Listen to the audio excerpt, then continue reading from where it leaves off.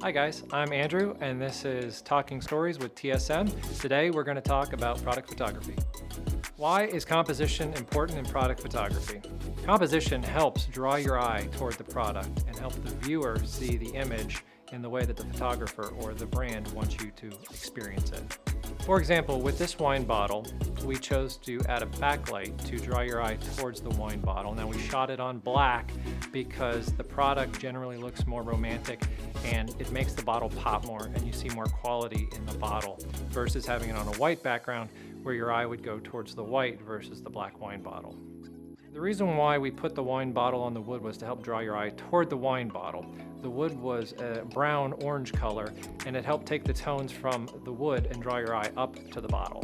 It's important to think about the mood and the environment that you want your product staged in when you're doing the product photography.